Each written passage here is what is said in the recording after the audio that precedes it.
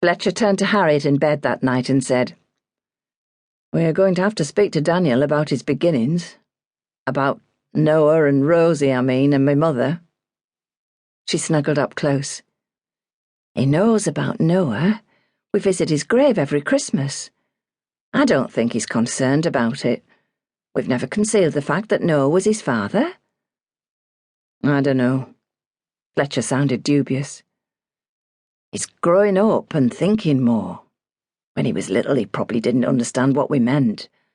But Rosie has been telling him about his grandfather, Marius."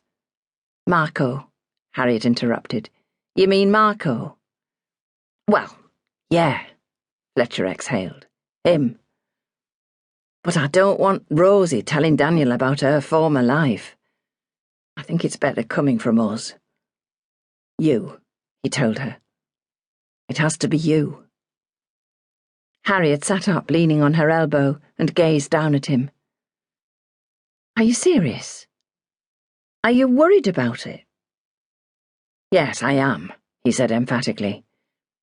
"I don't want him getting to the age where he thinks he knows everything, like lads do, and then discovering it from somebody else. Another bairns should be told too," he added. "I know they're young, but we could tell Maria and Dolly at least, though maybe not Lenny." Harriet put her head back on the pillow and stared up at the ceiling. "Perhaps you're right." She turned and kissed his cheek. "You usually are." It was not going to be easy, Harriet thought the next day. In fact, it was very complicated.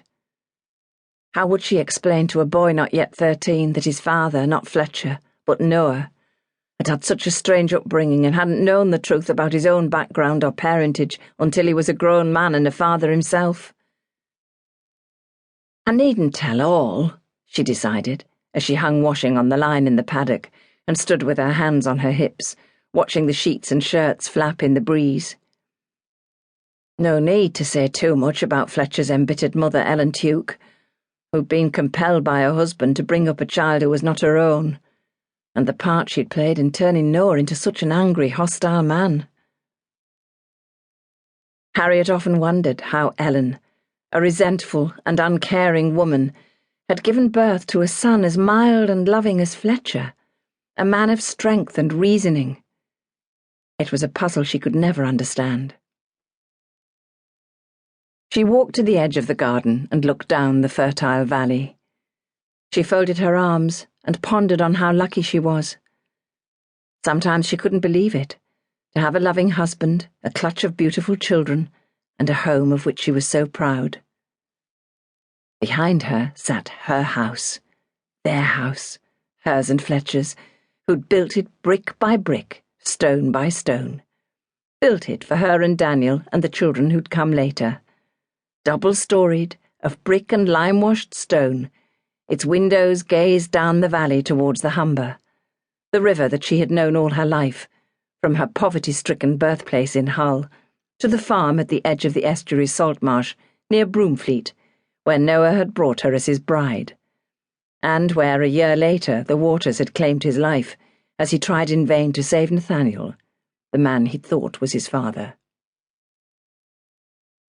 Harriet's marriage to Noah had been a convenience and a necessity for her at a time when she was desperate and at her wits' end. She'd lost her job at the mill and was working part-time in a Hull hostelry, which was where she'd met him. Her mother was sick, dying, although Harriet hadn't realized it. Noah's offer was the result of an arrogant bet with his brother Fletcher that he would find a wife before he did, and came shortly after her mother had died, leaving her all alone. Her father, Joseph, and her brothers had died at sea many years before, except for Leonard, her favourite, who'd gone off to seek his fortune but had never returned, which had left her with feelings of anger as well as loss. What would have happened to me if Noah hadn't made me that offer, she thought now, as she so often did. I'd have gone into workhouse, I expect. No work, no home, no family. She gave herself a shake and turned to go back inside to prepare the midday meal.